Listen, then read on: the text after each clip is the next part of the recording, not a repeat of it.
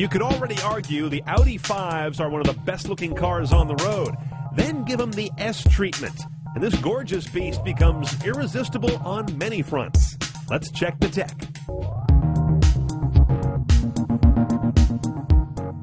Now, our car is optioned up with the navigation system. Let's take a look at how it presents itself. We've seen this one before. It's not terribly unusual. In fact, it looks basically the same as a lot of other recent Audis we've seen.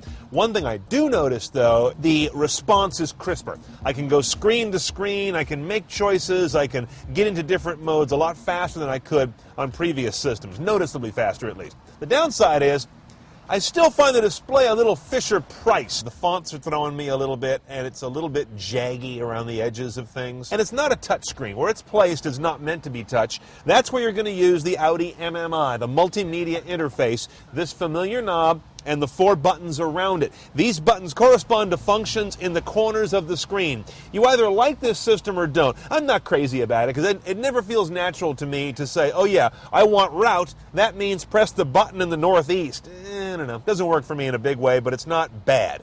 Oh, by the way, even with that navigation option, check this out. We have an in-dash 6-disc, which typically don't go together, but Audi, as you can see, has separated the display and its electronics from the audio changer with a set of HVAC nozzles in between them. We do have an iPod adapter. It's in here.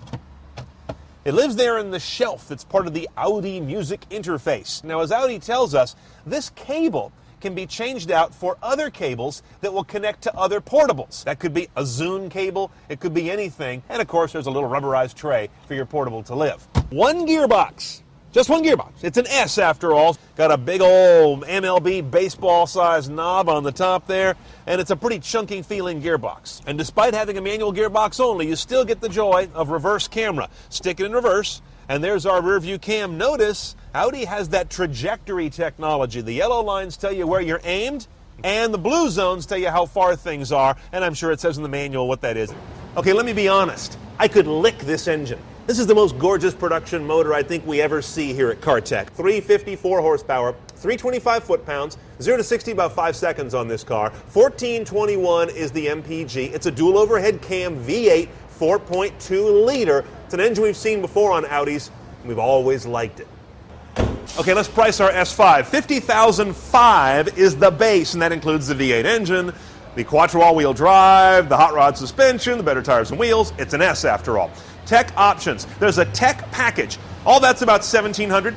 And then for $2,300-ish, you would add the nav system with the 6-disc changer still there, and that connector for iPods and others. That's about $23,000, as I mentioned.